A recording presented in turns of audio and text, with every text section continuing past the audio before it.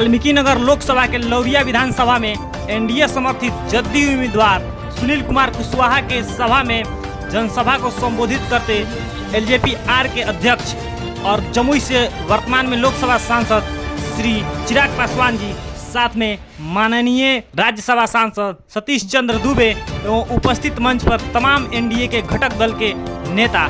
आप वीडियो में आगे देख सकते हैं चिराग पासवान का विशाल जनसभा। माताओं बहनों, मेरे तमाम नौजवान युवा साथियों, सबसे पहले आप सबको चिराग पासवान का प्रणाम।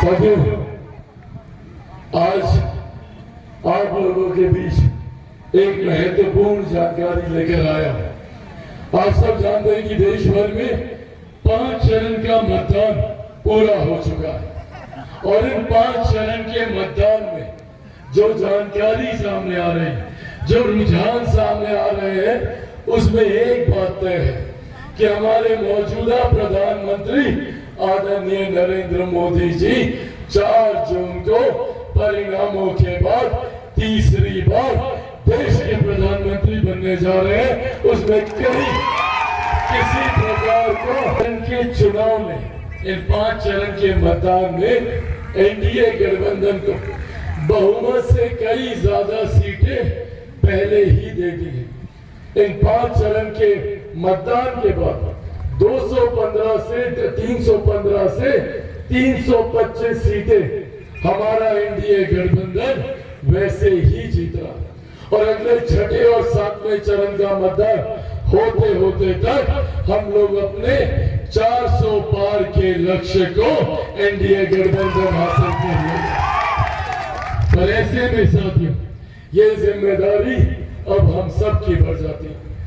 हम तमाम मतदाता साथियों की, या वाल्मीकि नगर के तमाम मतदाताओं की समस्या का समाधान कर सके, ऐसे प्रत्याशी को हम लोगों को जिताने की जरूरत है।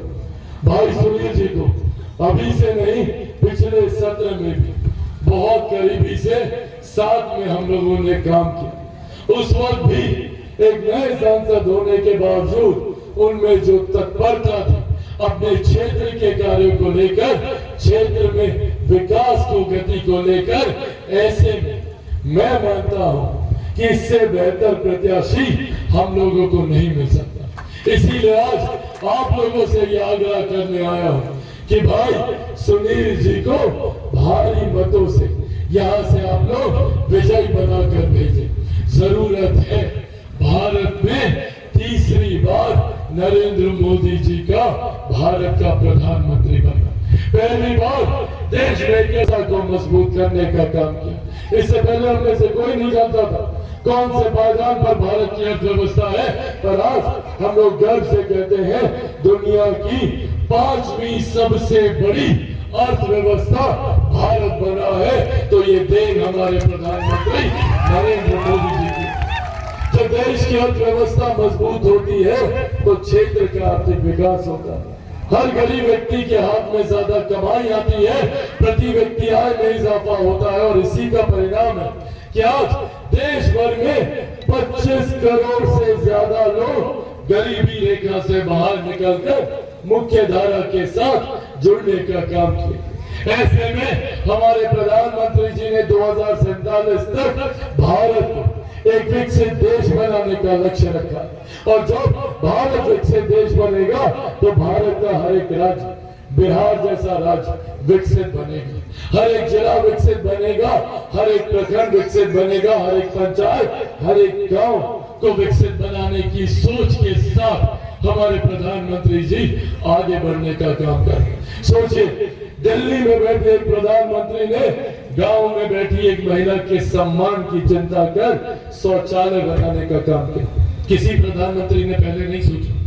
प्रधानमंत्री ने महिलाओं को उज्ज्वला के माध्यम से चूल्हा चौका से हो रहे स्वास्थ्य पर हानि को रोककर उनको गैस कनेक्शन देने का काम किया। इससे पहले जब घर में बीमारी आती थी तो हम लोग को अपनी जमीन जायदाद गिरवी रखना पड़ता था, महिलाओं को जेवर बेचना पड़ता था।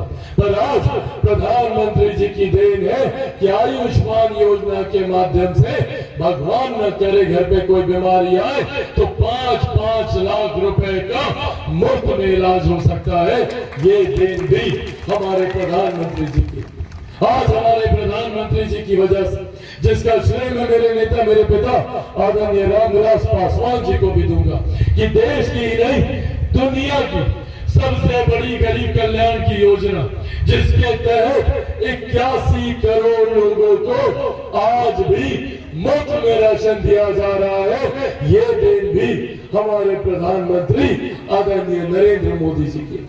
जहां एक तरफ हमारे प्रधानमंत्री ने हम लोगों के आर्थिक विकास की चिंता की, देश की अर्थव्यवस्था की चिंता की, महिलाओं की चिंता की, युवाओं की चिंता की, वहीं हमारी सरहद से सीमाओं को सुरक्षित रखा। वह 500 साल से रामलला, जैसे आप लोग टेंट के नीचे बैठे हैं, 500 साल से रामलला इसी तरीके से धूप गर्मी आंधी तूफान में और अयोध्या में भव्य राम मंदिर का निर्माण कराकर प्रभु श्री राम की प्राण प्रतिष्ठा करवाने का काम किया। एक तरफ जहां विकास के तमाम कार्यों को हमारे प्रधानमंत्री ने धरातल पर उतारने का काम किया, तो वहीं दूसरी तरफ विपक्ष भी है। ये लोग भी आप लोग के बीच आएंगे, बड़ी बड़ी बातें करेंगे, पर कौन है ये लोग? ये वही लोग हैं जो कि 90 के दशक में लाठी में तेल पिलाने का काम करते थे।